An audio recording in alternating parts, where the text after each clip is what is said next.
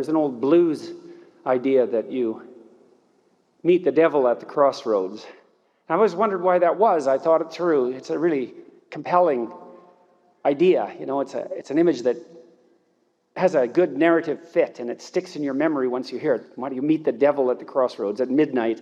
Maybe that's when you examine your conscience, or it examines you. And then you might ask, well, why do you meet the devil at the crossroads?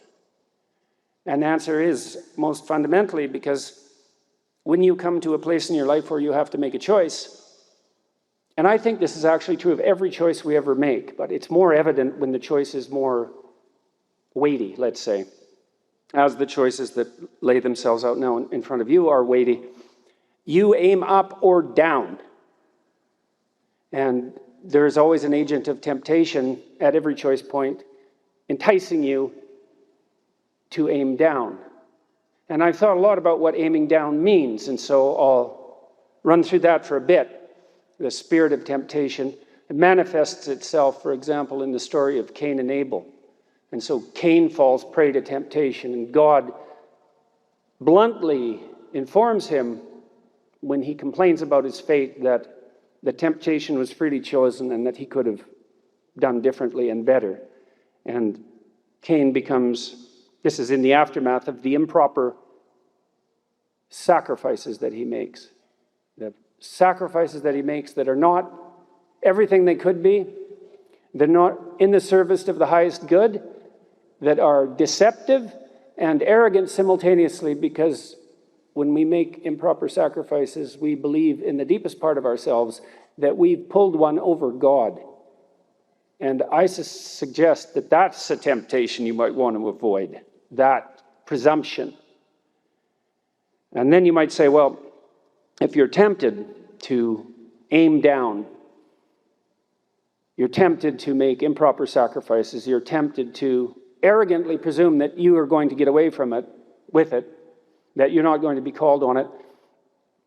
What are the pathways down that might manifest themselves in front of you? And I think the two stories that follow the story of Cain and Abel detail that. So after Cain and Abel comes the flood.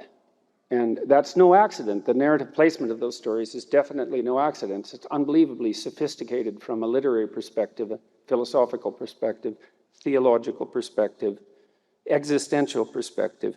One form of temptation is the nihilistic chaos that's symbolically represented by the flood, right? It's the proliferation of sins.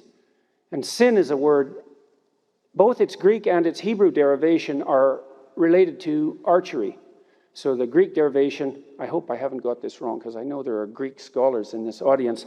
So the word is derived from the Greek word hamartia, which means to miss the mark, and it's an archery term. It's a lovely notion to know that, because to sin, therefore, means to miss the target, which implies that it has something to do with aim or the lack thereof. I love that. I think it's so apt. And the derivation of the word sin from the Hebrew source actually relies on the same imagery. And so to sin is to aim wrong or to miss the mark.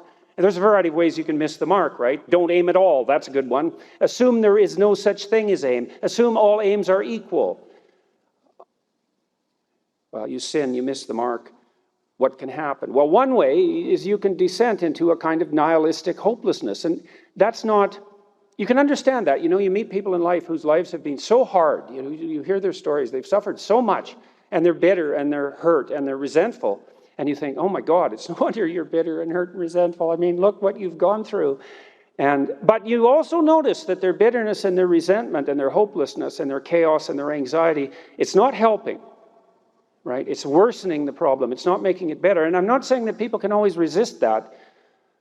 But I've certainly seen that it's not helpful. But I've also met other people, who have had stories equally catastrophic, sometimes more catastrophic, sometimes so catastrophic you can't even believe that they survived, who are not embittered or made resentful by those experiences, and who continue to aim up. And so that makes a mockery of a kind of casual determinism, right? Is that you end up chaotic, nihilistic, hopeless, anxious, etc.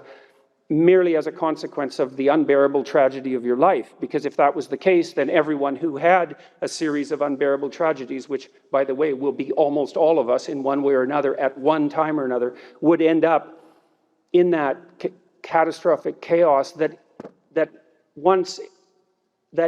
if manifested broadly enough in a society produces a flood that ends everything.